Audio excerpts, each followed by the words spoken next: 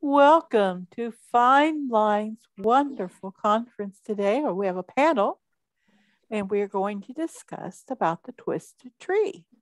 My name is Lisa Tomey. I guess you could call me a moderator of sorts. And I would like to go around the room first and ask everyone to introduce themselves. And I will just call on people as I see them. And I'll start with Nancy. Hello, my name is Nancy Arvizu. I am an author, ghostwriter, editor, podcaster, and currently working on a screenplay even. I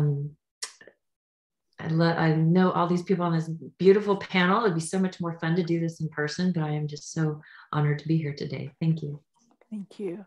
And Nancy is working with Fine Lines on the website. So thank you for that, Nancy. Zan? Hello, I am Zanita Varnado-Johns. My friends call me Zan. I am an author and poet. I published my debut book of poems last year. It's entitled Poetic Forecast, and I am pleased to be featured in numerous anthologies, including Fine Lines, among others. Happy to be here with the panel. Thank you. Thank you. David? Hello, everybody. Thank you for joining us on this conference, this interview. We're conducting this interview process as a way of doing our first step to work towards having our conference in January, the Twisted Tree Conference.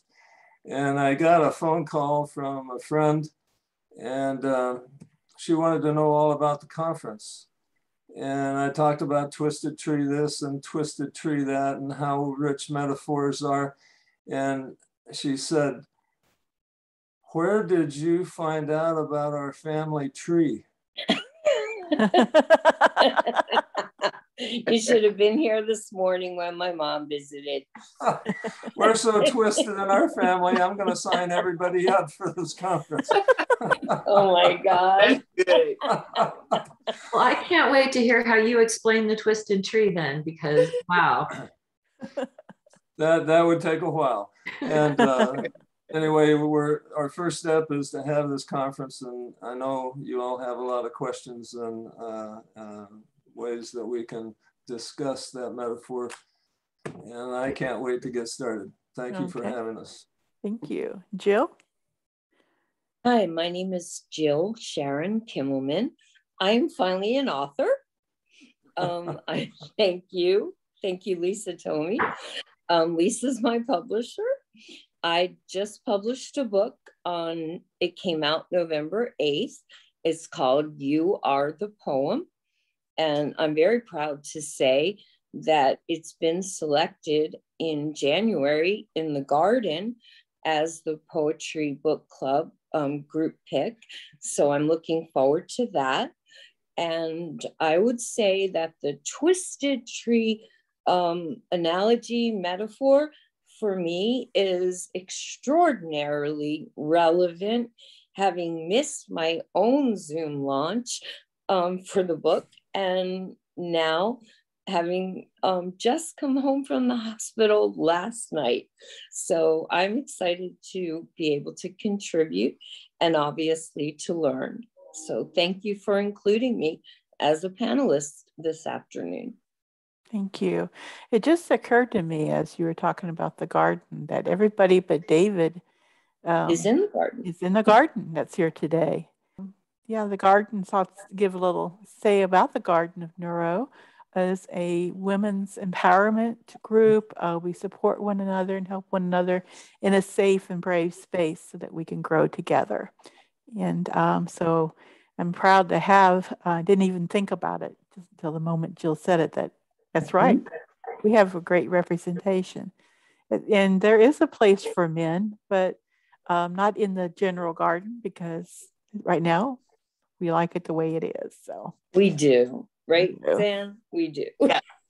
Although David's been in the garden by video, because I share everything I do in the garden about these videos that we do and such. So anyway, it's nice to know that I have a place. You have a place, absolutely. My wife keeps telling me that, and she says it's right over there.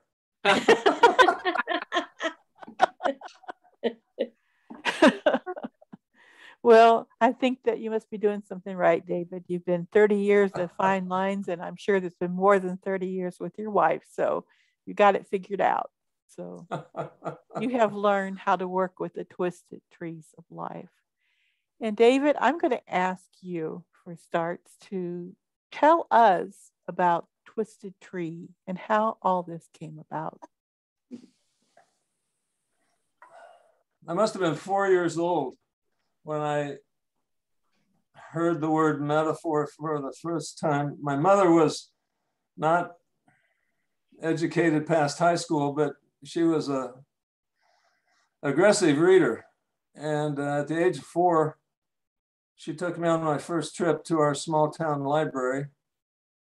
And I felt like such a man, holding onto her hand with one hand and carrying the biggest book I could hold that she was checking out that day in the other. I couldn't read a lick. I didn't know my alphabet. And she had an elementary school teacher in our little town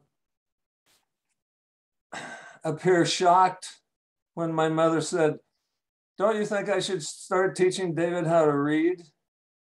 And the school teacher, elementary, said, "Oh, no, don't do that. You might mess him up for good." And she said, "What? You wait until he comes to my grade after kindergarten, and I'll teach him how to read." And she did that. So I had to wait until I was 6 to get to that teacher's class.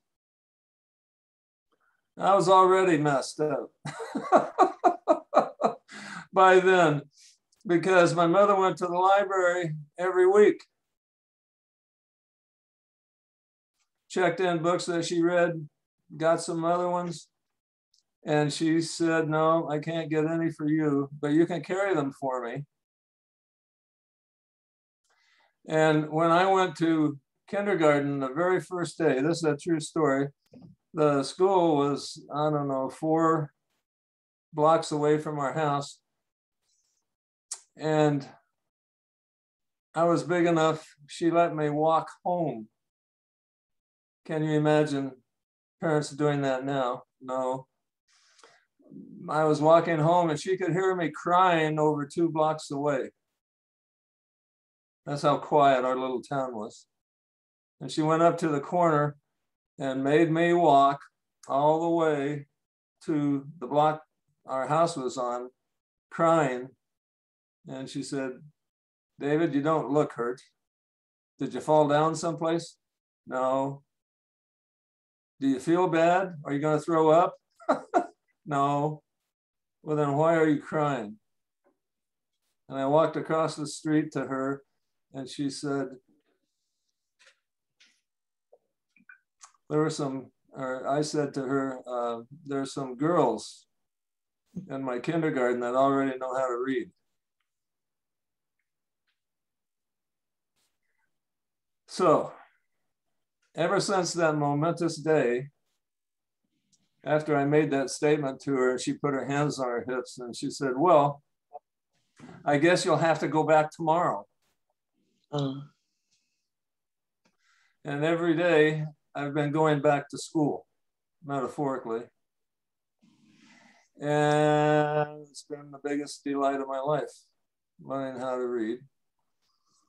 And I've been struggling to find fine lines of good writing ever since.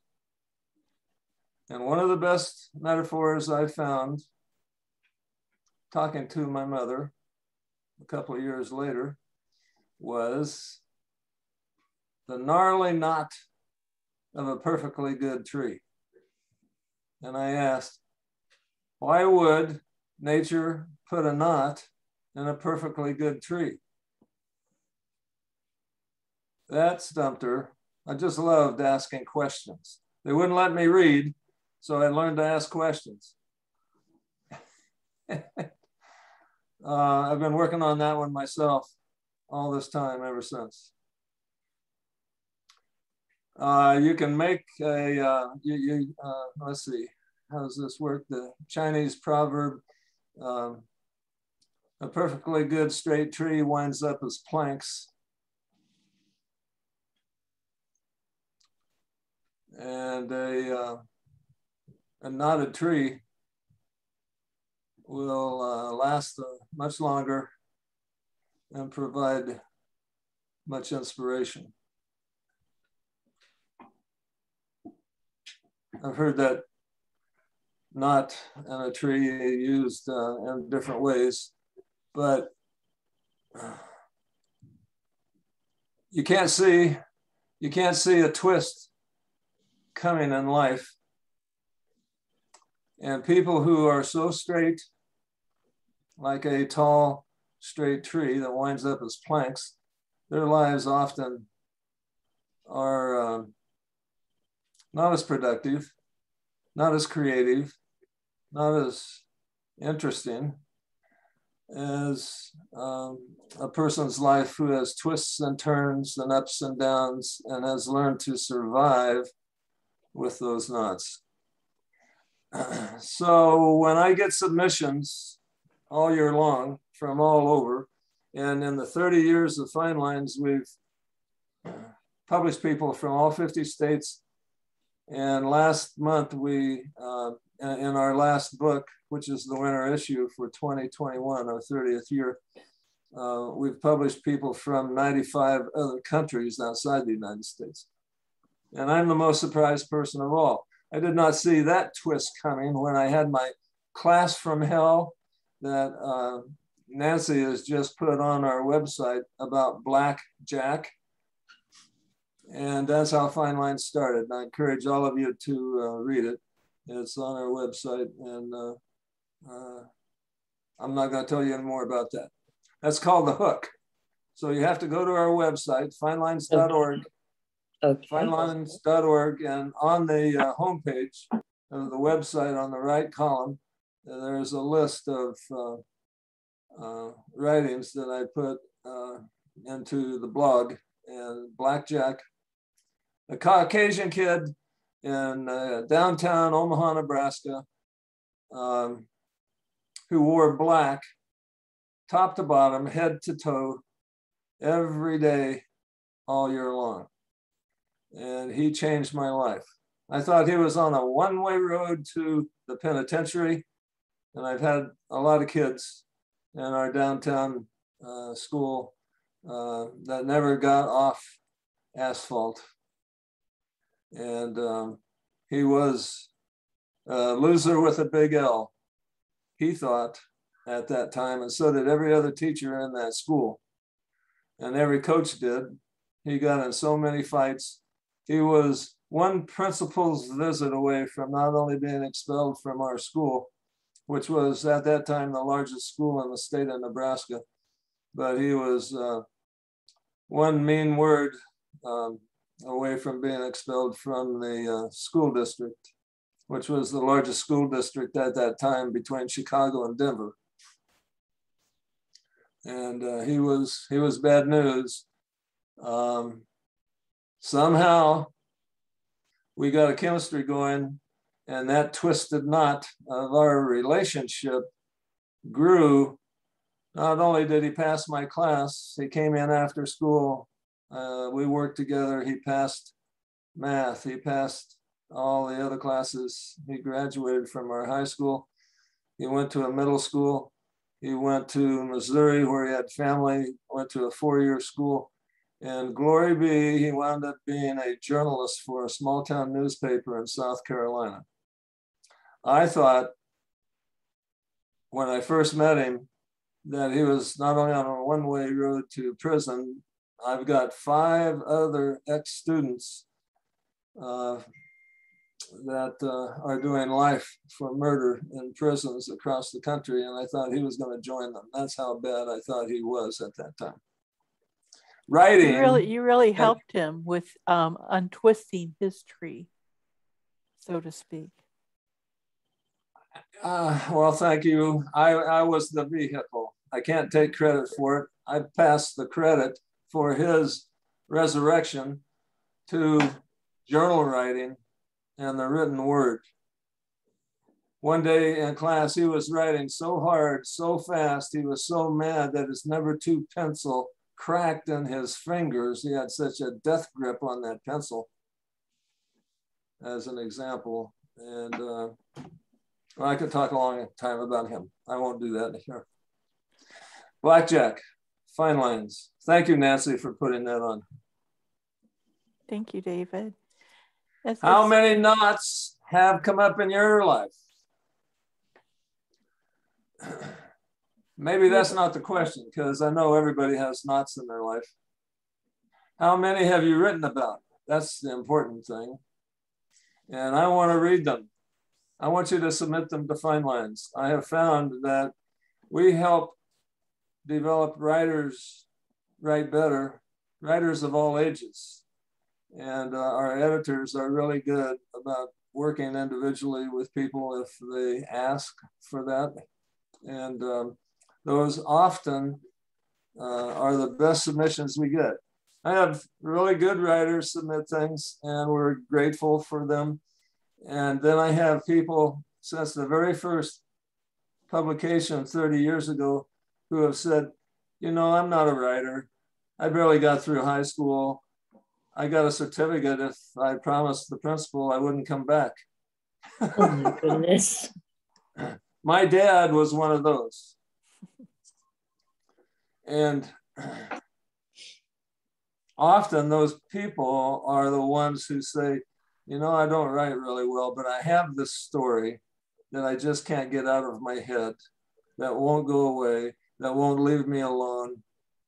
And all I want to say now, after being a publisher for 30 years, is write the darn thing any way you can. Write it with your feet, or have someone else write it as you dictate it. Get it to me, let me look at it. I'll get back to you, we'll help. Those are the best stories. And they're almost always right. That story has to get out of their head, has to get out of their heart. I can't wait to read those. It has to get untwisted. Who else here can relate to this, would like to share their experience of untwisting the trees of life?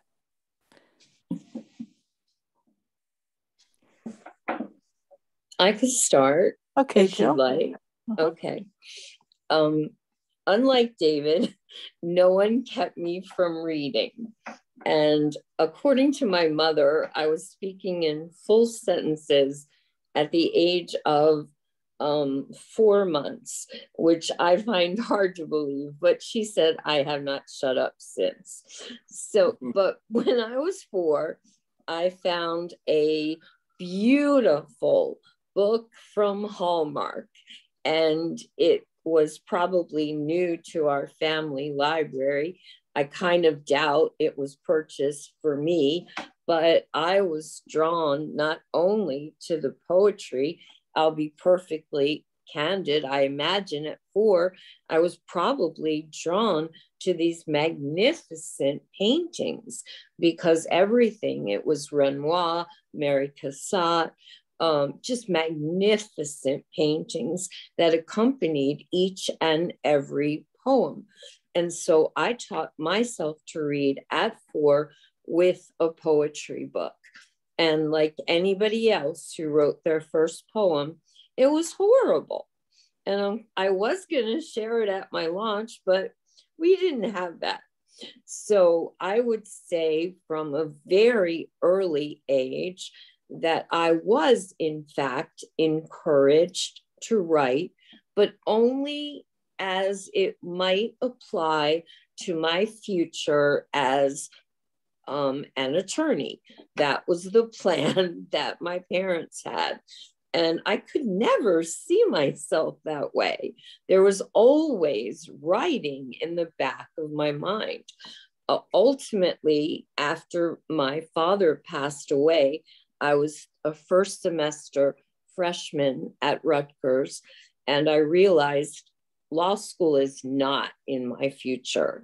So for decades, I worked in the culinary arts field, and I've done everything I've ever asked anybody to do. So I'm a retired chef, special events designer, you name it, I've done it in the culinary arts field. But when I was no longer physically able to do that, that became my first, I guess you'd say, in the writing world part of my life, it became my first twisted tree, because I could no longer do every day working 80 hours a week. And I had to figure out what I was going to do with the rest of my life. And I found that that door, which I felt had always been long shuttered, there was no way it was still open, but it was. And I did everything I could to make up for the fact that, yes, I was a star when I was in high school. I was on the newspaper, I was doing photojournalism, I was doing theater, and I was on the literary magazine staff. But it had been a very long time since I'd written a poem, and I was really nervous, and I didn't have any formal training. So it took me about 8 to 10 years of just focusing on reading as much poetry out there as I could, kept on writing, kept on getting rejected. And my very first poem ever was nominated for my first Pushcart Prize. So that was pretty exciting. However, in my life, and as it ties to my husband's, we have more than the normal everyday obstacles to the creative process. We're both burn survivors. We both have compromised immune systems.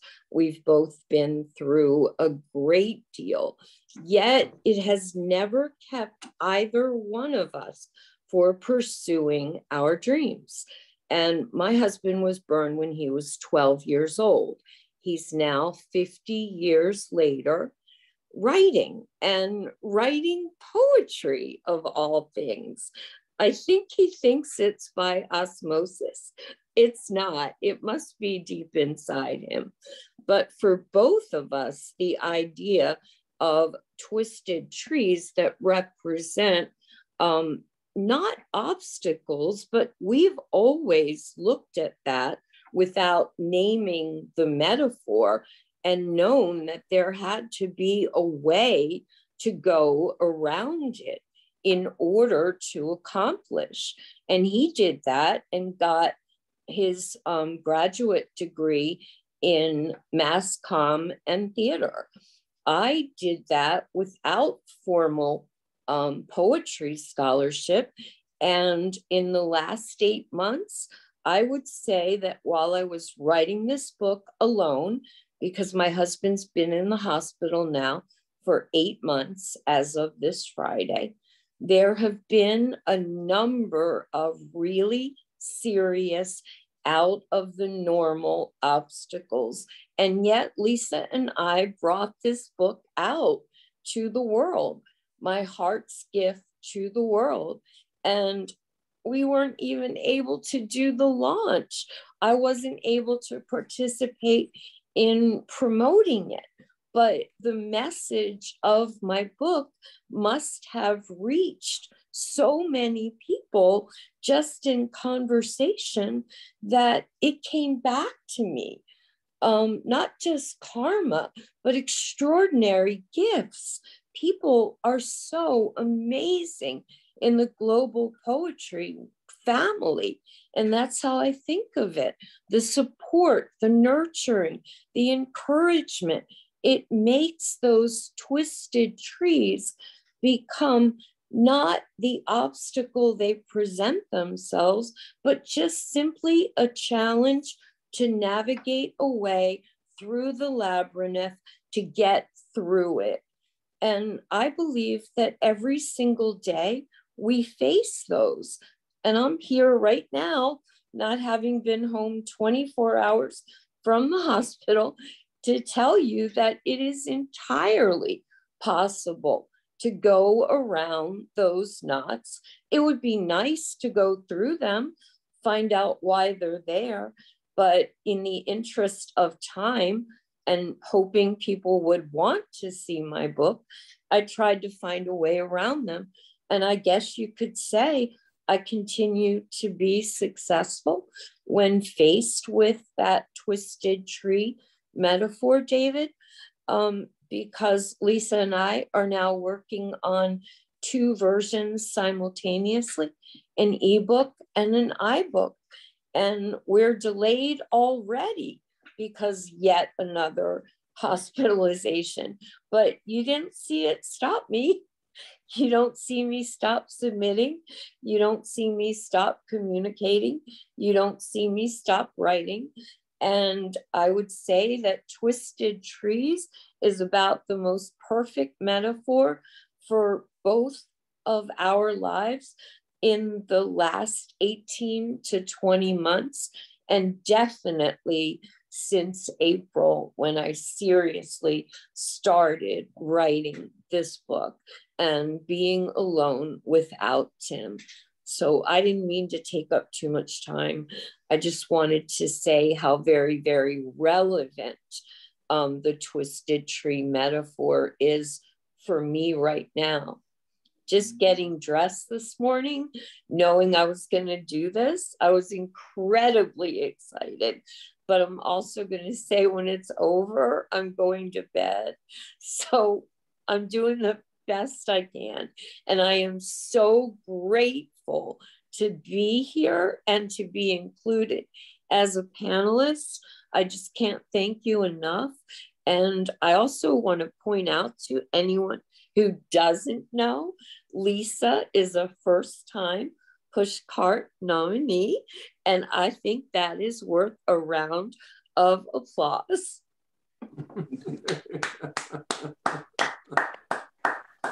Thank you. And You're congratulations very to you, Jill, for being nominated as well. You earned it. Thank you. Anyone else like to share about twisted trees in their life? May I begin? Yes, ma'am. Yes, please. First, Jill, I want you to go twist yourself underneath the covers and just rest for the rest of the day. You deserve it. Dr. Shamanez is expecting a submission in the next, as soon as I finish this, and she's not interested in excuses, so I don't offer any. So well, you're here. I'm glad you're getting untwisted. And David, the image of you isn't it great? You as a 4-year-old carrying that big book, I could see it. I can see it. And I want you to know, I did read your prose about Black Jack, and it was one of the best reads I had last week. And I won't spoil it, or should I, that he was the impetus for Fine Lines. That I think you said it. That just blew my mind. I think that's great. As a child, I grew up in a family of 6 with 6 children. And we were told and taught that children are to be seen, not heard. And so for years, forever, I was quiet. I was shy until years later when I became a cheerleader. That's when I got my voice and could yell loudly and celebrate people. But I was still kind of quiet and reserved. And it wasn't until I got into the workforce that I was required to use my voice, and that I learned that my voice, what I had to say, made a difference and it was valued. I started writing poetry in college, and I continued to write, but I didn't share until last year when I published the book. I would share with family, I would share at work reservedly, but I continued to write to unravel the twists and turns in my life. And we all have them. The twisted tree, to me, what it means for me is when I see a twisted tree, I am enthralled.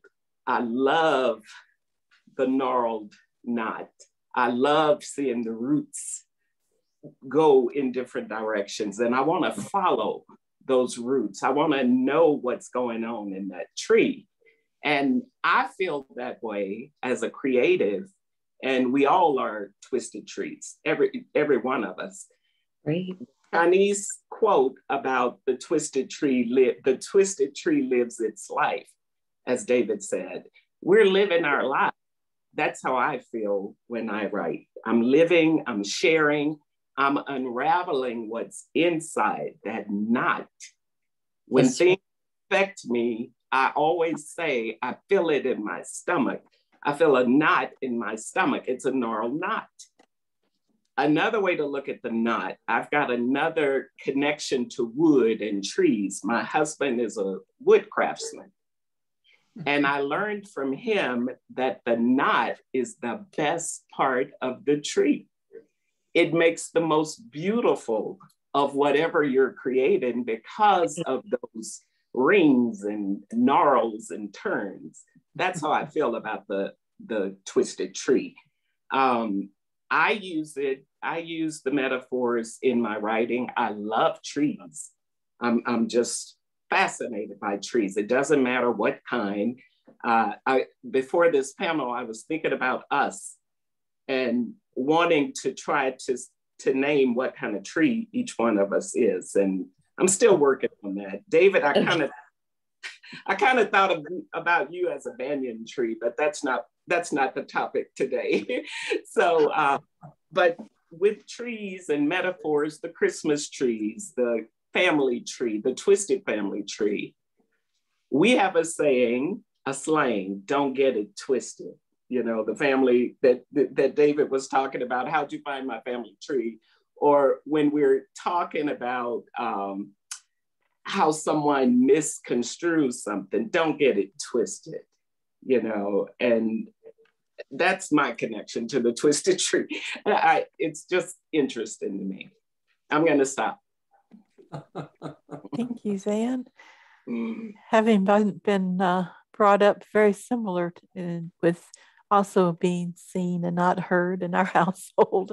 Yeah, I was very shy as well. And it took life, work to also help bring that out of me. So dealing with sometimes in my own household was like trying to climb around a twisted tree or find a way to work through it. So, indeed. Okay, does anyone else have anything to share? Nancy? Well, I love all the stories. Thank you so much. This has been so wonderful to listen to. And to think about that twisted tree. So, you know, in my family, there was a lot of dysfunction, a lot of, I don't even know what to call it, the hierarchy of, you know, the patriarchy and all of it, you know, all of it. And I was always lost in a book. It was so much more fun to be in a book than it was to be a lot of times in my real life. And it led me to write. And I had journals all the time and diaries all the time.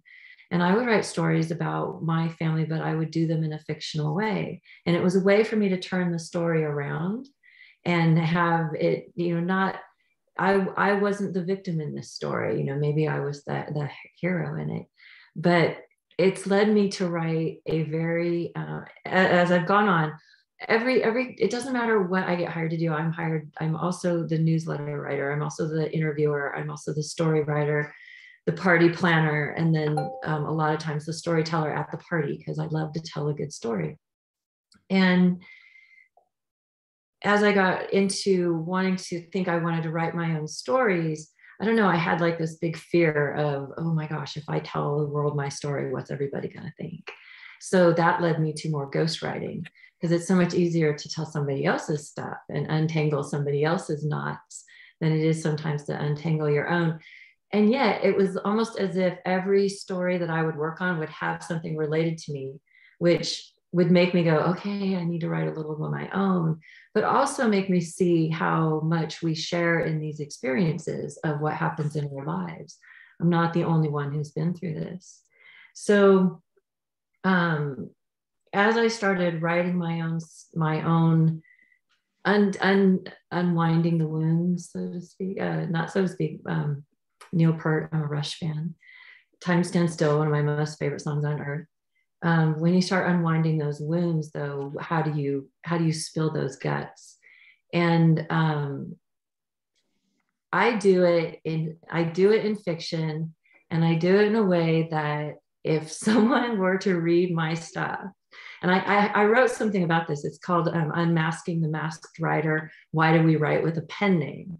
Because we want to tell this truth, but we're afraid of being outed for it.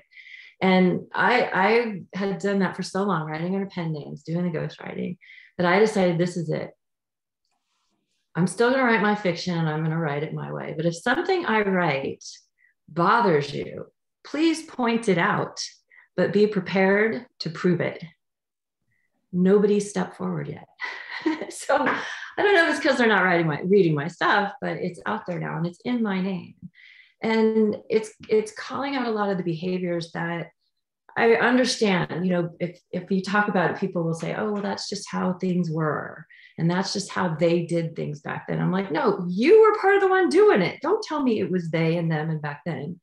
And what I still see is if you don't identify the behavior and describe it and explain it, it continues to happen.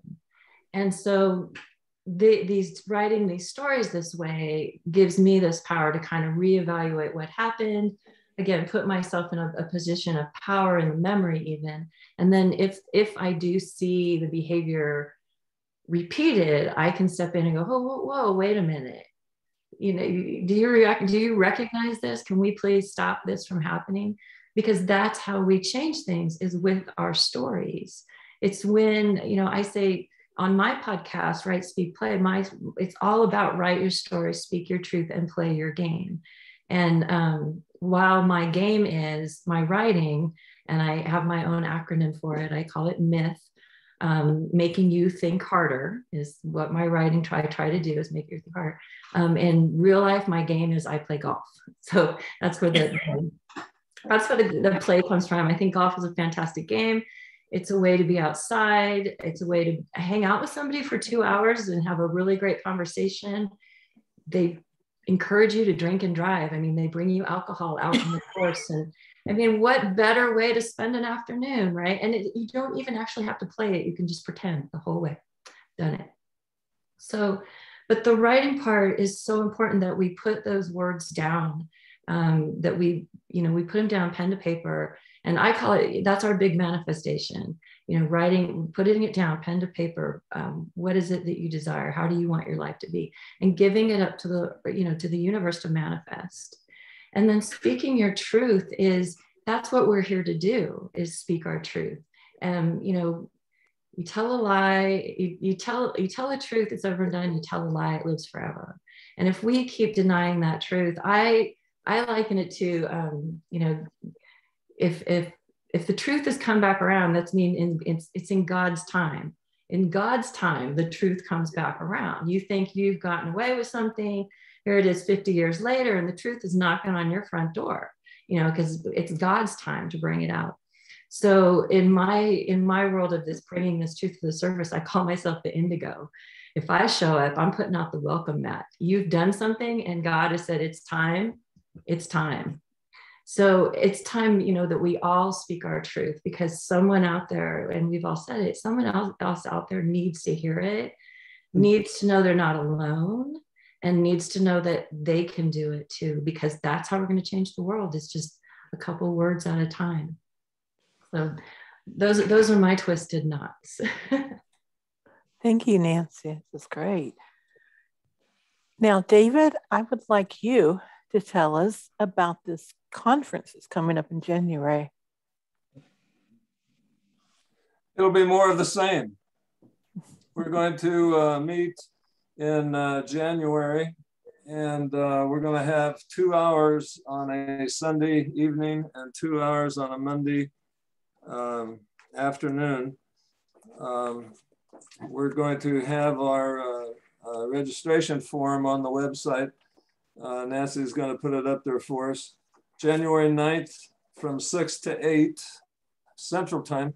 And then Monday, January 10th from 2 to 4. So both days are not the same. It's not the same thing each day. It's continuous. Yes. Okay. 6 to 8 on Sunday night, the 9th, 2 to 4 on the 10th of January 2022. I don't know if you were listening the way I was listening, but every single story that this panel told, if you wrote it up and sent it to me, I'd publish it. Do you know why? Because of everything that we've already said, and the stories each one of you told took courage to admit that you went out on the edge of vulnerability like an artist and had the courage to put into words what you were feeling. I always wondered about that word courage, and the other day, I'm a big fan of etymology, and I went back to look at the word courage. Do you know anything about that? It comes from a Latin root that means heart.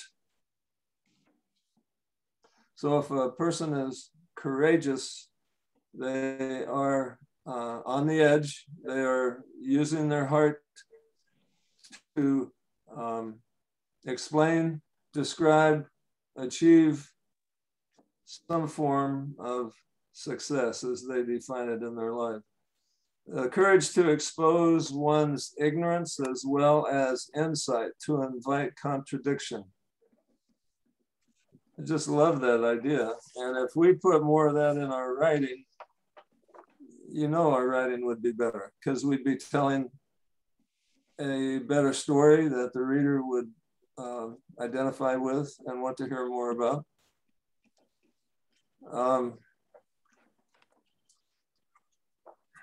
What we all are doing is professing the power of writing. That word professor is now so limited, it's almost a one-dimensional word as a university professor, but my goodness, small p professor expands the scope of the word so that it is large and stronger than the classic university teacher. Someone who professes is saying they have belief or faith in the midst of a dangerous world. That's what good writing is all about. And if you have access to that confidence, it comes not only from the ego, but from a soul that's a soul deep sense of being at home in the world despite its dangers. I don't know if you've read Albert Camus. He's one of my favorite writers.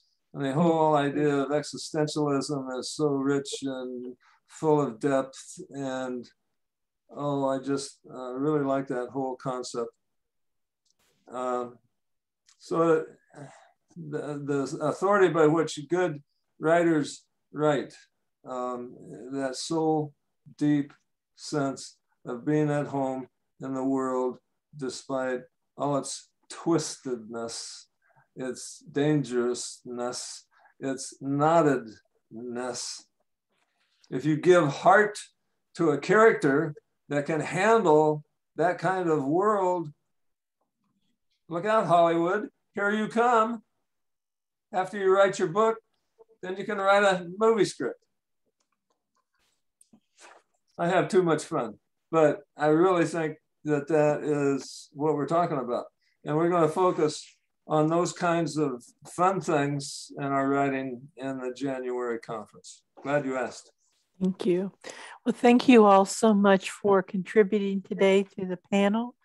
I hope that you're able to make it to the conference in January, but regardless, Be sure to get up your pens. David, where's yours? Where's my pen? You gotta sign us off. Uh-oh. Lisa, I had something I wanted to share. Is it too late? Go ahead. I wanted to say that it's been an extraordinary gift and blessing in my life to have somehow become a mentor to a young protege. And some of you know her. Lisa knows her very well. Nancy, you haven't met her because she's too young to join the garden. But at 14, my young Nigerian protege, Elizabeth, is a 2-time author and has also contributed to multiple anthologies and worked on books that family members have written with her. But she's coming out with her 3rd book. So one of the greatest things in relation to getting through or around or however we individually approach the knots, what's been extraordinary for both Elizabeth and myself is sometimes she's the teacher and I'm the student, and sometimes it's the other way around. And having someone who, she often refers to my death when Jill is no longer here. She says I'm older than her grandmothers. Lisa's heard it all. But regardless of our age difference, I have to say that connecting so closely that we talk on video chat at least 3 to 5 times a week from the US, I live in Delaware, to Nigeria. And I have learned as much as Elizabeth has learned. And I can tell you that whatever time, health, any way that you can fit the chance to nurture someone else's talent is an extraordinary gift that you're giving yourself. They think they're getting the most out of it, but the truth is, in every kind of volunteer situation, we always get more out of it when we give. It was never supposed to be anything more than just helping her a little bit. And I met her dad and we did it officially and she approached me. But now she is adorable, to use one of her favorite words. She is polished like Zan.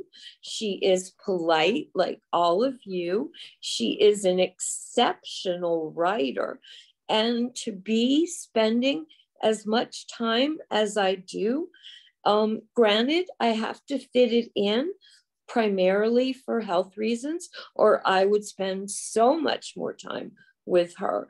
But having someone that you can share the wisdom, at least you hope it's wise, from your own journey and allowing her to do the same has been unbelievable. And every day it gets better.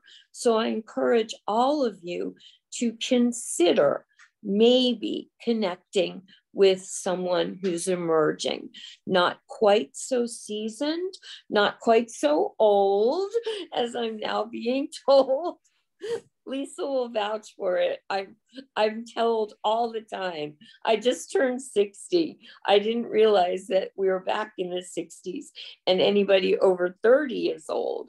But apparently I'm about to die in her mind, and that terrifies her. So she wants to get as much out of me as possible.